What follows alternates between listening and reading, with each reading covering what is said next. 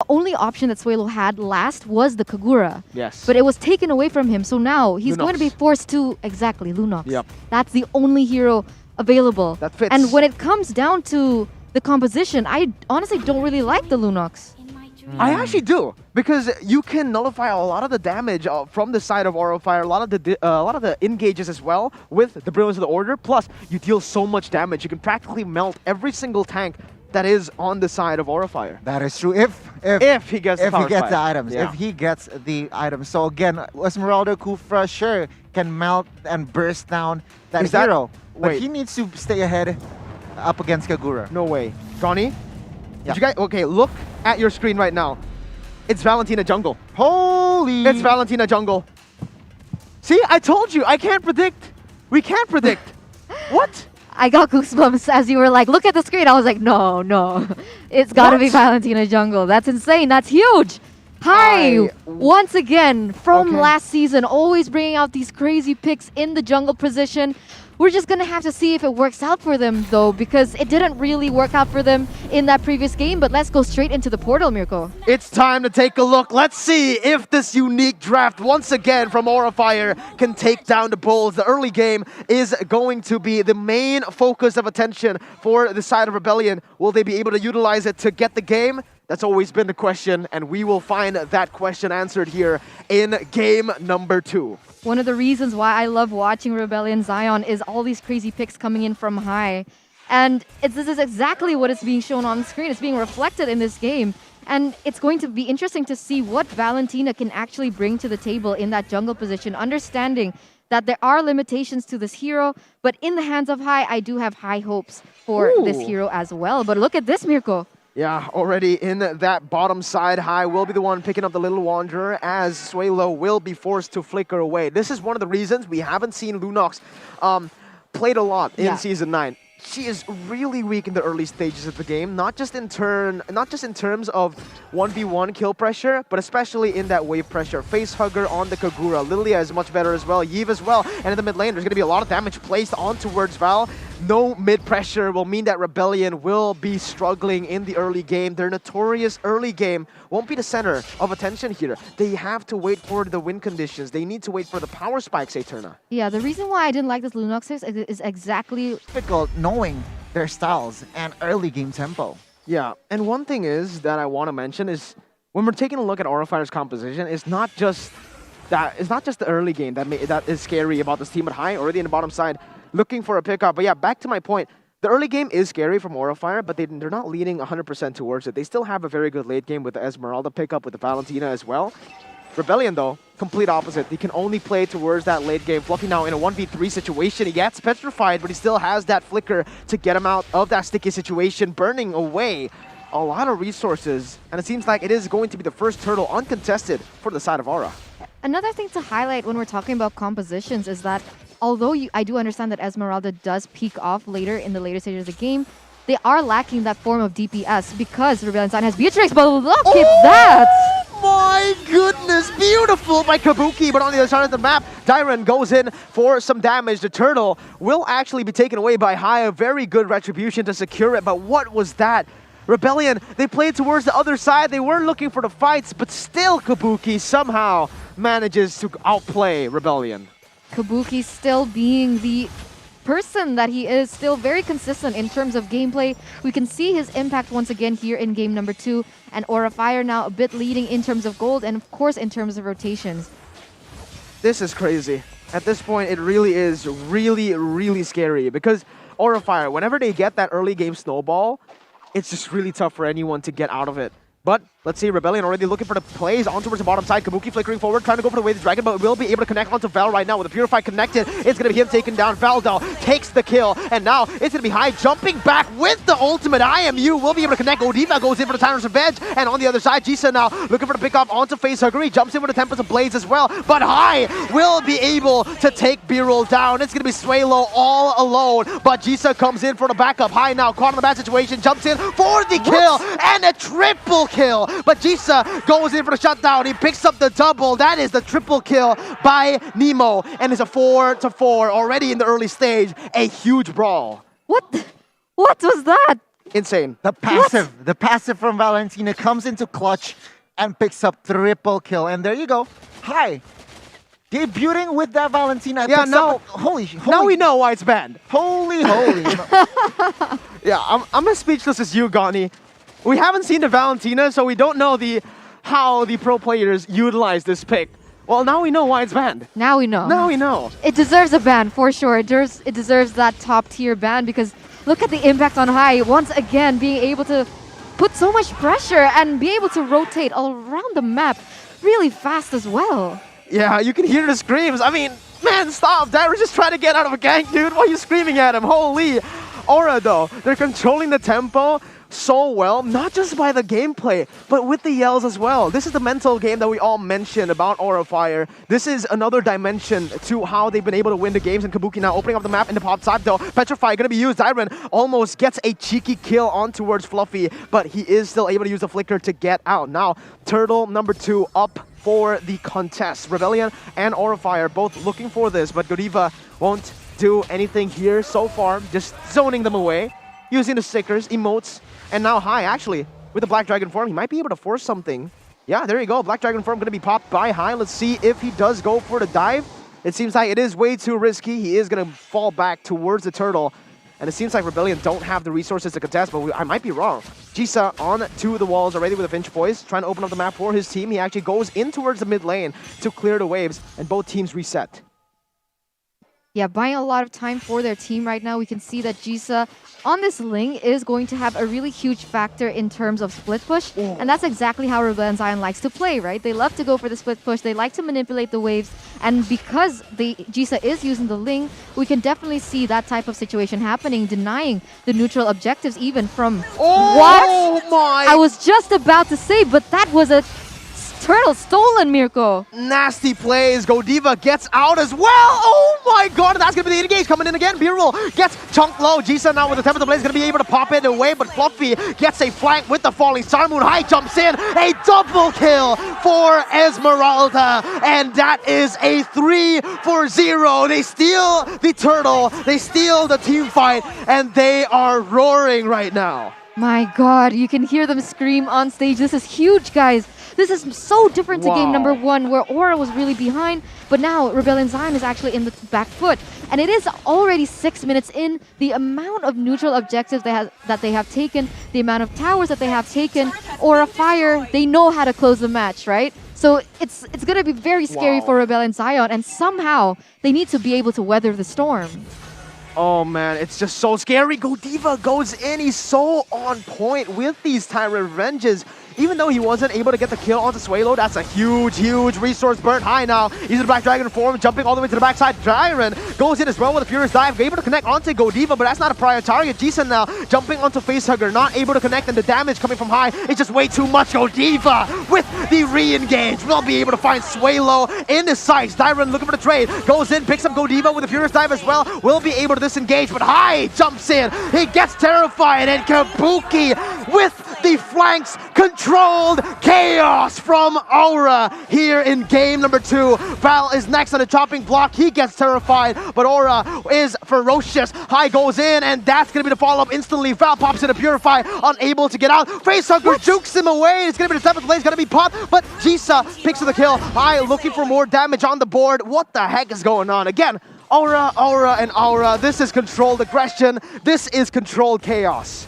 The idea that they are so chaotic actually works for them just because of the chemistry and the synergy that they have. You notice that if one person goes in really heavily, we could automatically assume, okay, he's gonna get picked off. What the heck? The follow-up coming in from Aura Fire is definitely there. Fluffy goes in and is able to disable and follow up the movements coming in from Godiva, and High just comes in and starts to execute the members coming in from Rebellion Zion like one by one. And now with the space, with the power that they have, Aura Fire with a 5,000 gold lead will already also be able to take this turtle easy. Yeah, I mean, chemistry and trust comes in huge here for sort of Aura Fire. Now, with their control even, they look for an invade here, and Rebellion, they have zero answer. Their composition is not within their playstyle. Now they just seem lost. Aura Fire, at this point, they are just having fun with High, leading their team here on this Valentina. Holy Crystal is already secured. Plus, he also respects the damage for side of Rebellion, building that brute force breastplate here. So adding movement speed and as well as respecting the potential damage, physical and both magical with that brute force breastplate built. When we see Rebellion Zion, we usually also focus on Suelo, right? But because Suelo was forced into this Lunox pick, it hasn't had the same impact as it had usually when they play. And it's starting to show the fact that he's unable to deal out the damage unless in a 3v or 4v1 situation is definitely evident. And it's kind of sad to see as of right now. Yeah, they can only really go for these trades, these pickoffs on the other side of the map, isolate the other members, because if they go for a full-on team fight, Aura, they have 5,000 gold in their pocket, 5,000 more gold in their pocket. It's really tough right now for the side of Rebellion, but in the bottom side, it's going to be a 1v1, both junglers. Jisa gets away. Sinopolis, by the way, ladies and gentlemen, watch this on the big screen. Come on, man. Just watching the big screen. It's going to be crazy matches. This is the first match of the day. We still have Bigatron versus Alter Ego. We still have the El Clasico. So go ahead and buy some tickets. Also, get the Sanrio character skins because it's really, really cool. Cool and cute. You know what else is cool and cute?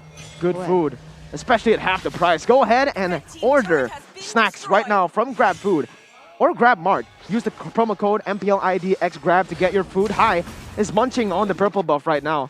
And honestly, it feels like he's smurfing. 6-1-4. This guy, I don't know how to, you know, I don't have any words. I'm just speechless.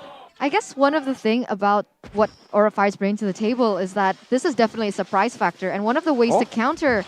Oh, but wait a minute. Something might be brewing here, Mirko. Yeah, Hai has actually stolen the Tempest of Blades with the IMU. And it's going to be Godiva jumping back in front with the Tyrant's Revenge and the Tyrant's Rage. Hai now getting caught. Petrify going to be popped, and that's going to be Hai using the Tempest Blades as well. Furious Dive going to be able to be used, but not connected just yet. Look at Kabuki. Put your sights on towards Kabuki. One good pickoff can cancel out this Lord. And Brilliance of the Order actually going to be popped in the front side. Kabuki now looking for the pick onto Suelo. He gets the G-Kundo. What the heck? What? The damage. He one-shot Suelo. What the heck was that? Yeah, Holy. the damage is definitely huge. They're being able to one-shot is there as well.